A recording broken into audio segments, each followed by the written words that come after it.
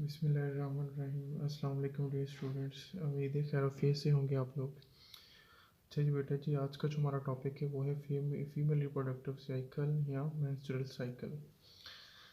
Important question है, बिल्कुल सादा सा सिंपल सा, इसको अच्छे से देख लेना है आपने। तो अच्छा जी, साइकिल साइकिल का मतलब क्या है?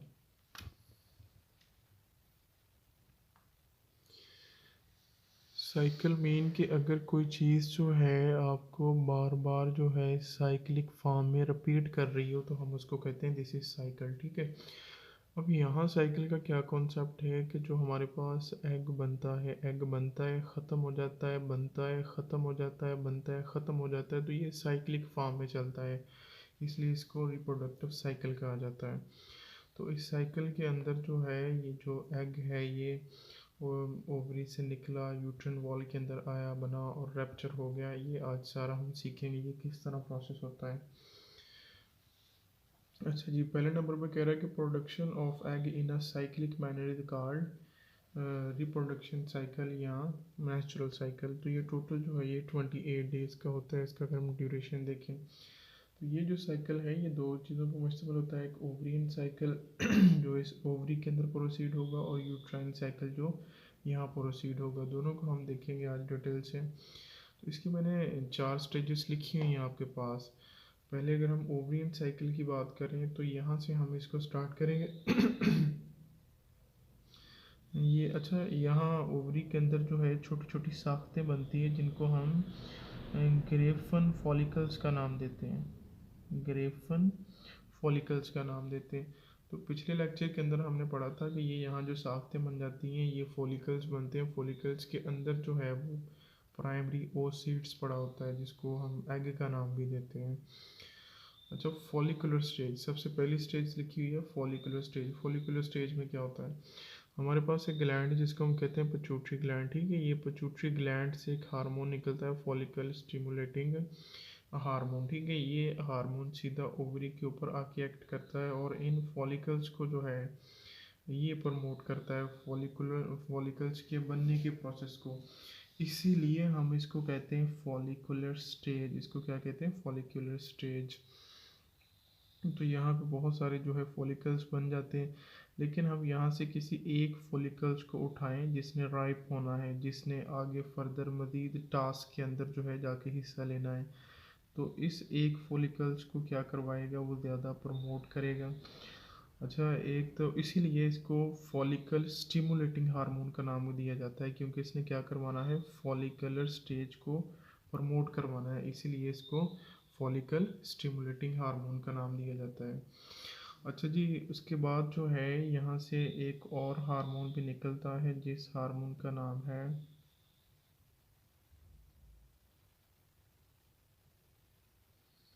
एस्ट्रोजन। ठीक है, ये एस्ट्रोजन क्या करेगा, इसके दो काम है। एक तो ये यहाँ से जाएगा और सीधा इस पिट्यूटरी ग्लैंड के पास जाएगा और उसे एक तरह का सिग्नल देगा कि नहीं, अब मज़ीद और फॉलिकल स्टिमुलेटिंग हार्मोन नहीं चाहिए। ठीक है, क्योंकि फॉलिकल बनाना था, फॉलिकल बन चुका है, और आगे जो साइकिल के लिए वो ज़रूरी था फॉलिकल्स वो बन चुका है, लिहाजा यहाँ फॉलिकल स्टिमुलेटिंग हार्मोन की और ज़्यादा मकदार जो है वो नहीं चाहिए।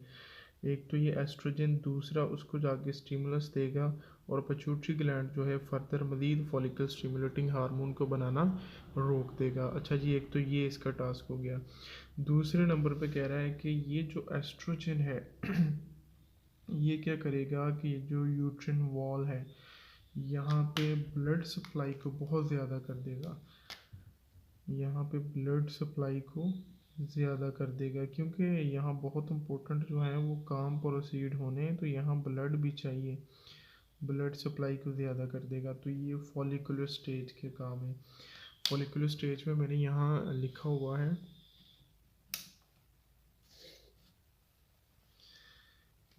Follicle stimulating hormone pituitary gland से आता है। ठीक है, first of all pituitary gland से क्या आया, फॉलिकल स्टिमुलेटिंग हार्मोन आके उसने ओवरी पे एक्ट किया, और फिर क्या करेगा, release oestrogen from the ovary. कह रहा है कि वो ओवरी से एक तो एस्ट्रोजन निकालेगा।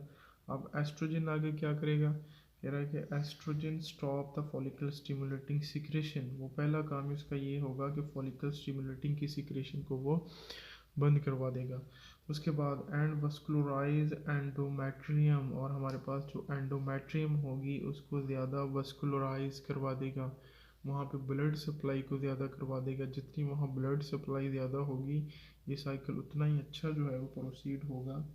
तो यहाँ ब्लड सप्लाई का क्या मतलब है, इसका मतलब है कि अगर तो फर्टिलाइजेशन हो जाती है तो यहाँ पे आके पिछले लेक्चर हमने सीखा था कि वो जो फर्टिलाइज एग होता है यहाँ आके वो यूट्रिन वॉल के साथ अपने आप को अटैच कर लेता है और यहीं पे प्लेसेंटा बन जाता है। अब इस डेवलपिंग एम्ब्रियो को खुराक भी चाहिए, हर एक चीज़ चाहिए, तो ये ब्लड सप्लाई फिर उसको सारी चीज़ें सप्लाई करती है।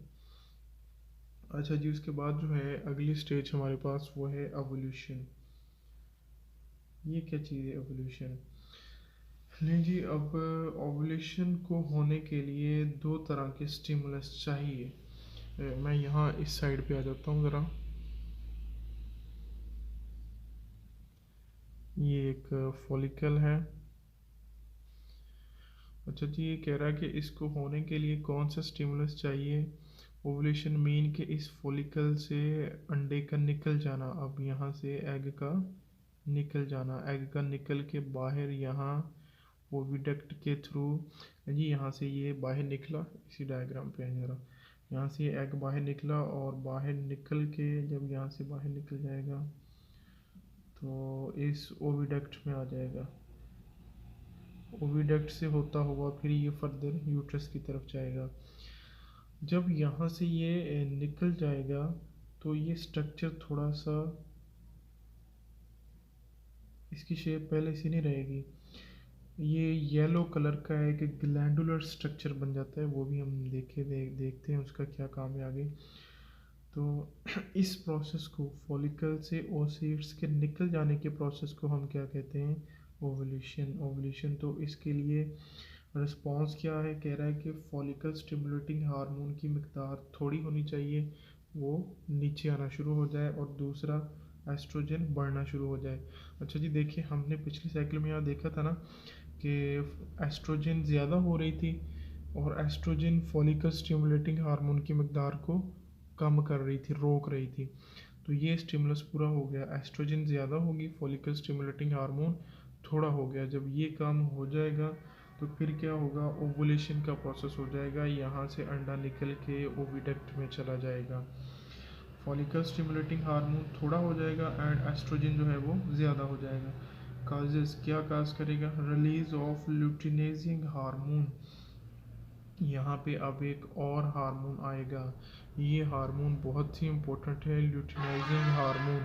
ल्यूटिनाइजिंग हार्मोन के आने के लिए मैंने एक ख़ास किस्म का स्टिमुलस बताया है आपको, वो कौन सा है कि फॉलिकल स्टिमुलेटिंग हार्मोन थोड़ा होना चाहिए और एस्ट्रोजन ज़्यादा होना चाहिए। जब ये हो जाएगा तो एक ल्यूटिनाइजिंग हार्मोन आएगा, ये हार्मोन यहाँ से अंडे को निकाल के ओविडक्ट की तरफ ले जाएगा और इस स्टेज को हम कहते हैं ओवुलेशन।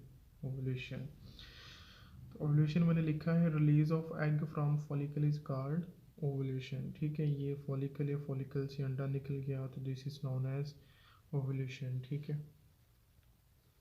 अच्छा जी, उसके बाद हमारे पास अगली स्टेज है ल्यूटेड स्टेज। ल्यूटेड स्टेज क्या चीज़ है? अच्छा जी, मैंने कहा था कि जब यहाँ से फॉलिकल से अंडा निकल जाता है तो इसकी शेप कुछ यूं बन जाती है, यूं। तो इसको हम कहते हैं कॉर्पस ल्यूटियम। कॉर्पस ल्यूटियम, ये जो स्टेज अब बन गई है कॉर्पस ल्यूटियम। ठीक है, फॉलिकल बिकम येलो ग्लैंडुलर। ठीक है, अब इसकी नेचर जो है ये ग्लैंडुलर है। अब ग्लैंड क्या करते हैं, कोई स्पेसिफिक जो है वो हार्मोन सिक्रेट करते हैं, तो ये भी एक ख़ास किस्म का हार्मोन सिक्रेट करेगा और ये हार्मोन सिक्रेट करेगा प्रोजेस्टेरॉन। कौन सा हार्मोन सिक्रेट करेगा, प्रोजेस्टेरॉन हार्मोन सिक्रेट करेगा। अब ये जो प्रोजेस्टेरॉन हार्मोन है इसके ज़ुम्मे एक बहुत ही इम्पोर्टेंट काम लगाया जाता है। ये प्रोजेस्टेरॉन हार्मोन क्या करेगा, यहाँ पे जाके एक बहुत ही जो है ज़बरदस्त किस्म का सिस्टम जो है वो ऑर्गेनाइज करवा देता है। यहाँ पे यूट्रन वॉल जो है इनको बहुत ज़्यादा ब्लड सप्लाई और वहाँ जितने भी एसेसरी जो है वो रिक्वायरमेंट्स होती है वो सारी जहाँ जाके कंप्लीट कर देता है। क्योंकि फर्टिलाइजेशन होनी होती है ना, तो यहाँ पे आके प्लेसेंटा सारी जो है वो, इवन कि आप इसको कह सकते हैं कि ये प्रेगनेंसी को मेंटेन करने वाला हार्मोन है। अगर तो फर्टिलाइजेशन हो जाती है तो अगर तो प्रोजेस्टेरोन जो है ये नॉर्मल सेक्रेट नहीं हो रहा, इसकी जो है वो कंसंट्रेशन कम है, तो प्रेगनेंसी के अंदर बहुत सारे जो है वो इश्यूज आ सकते हैं, बहुत सारी अबनॉर्मेलिटीज़ आ सकती हैं। तो लिहाजा ये एक इम्पोर्टेंट हार्मोन है प्रोजेस्टेरोन। तो यहाँ आके इसने बहुत ज़बरदस्त तरीके से सिस्टम को ऑर्गेनाइज करवाना होता है। प्रेगनेंसी को ये मेंटेन करने वाला हार्मोन भी कहा जाता है इसको।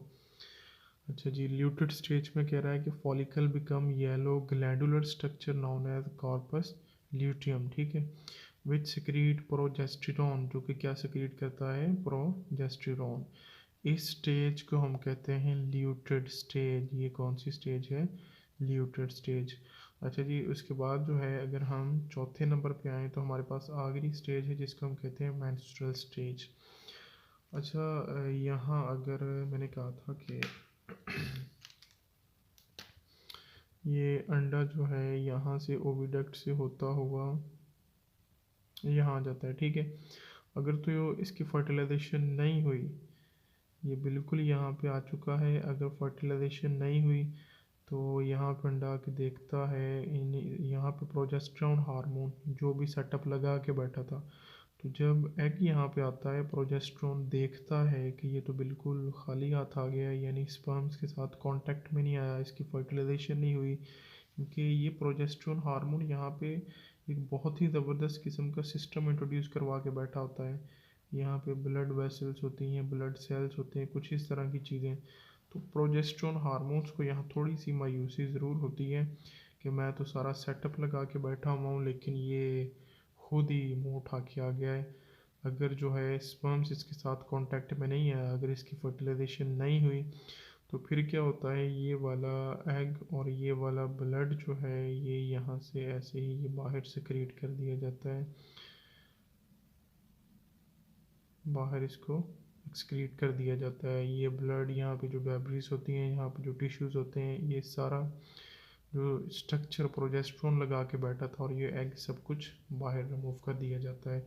इस स्टेज को हम कहते हैं मेंस्ट्रुअल स्टेज।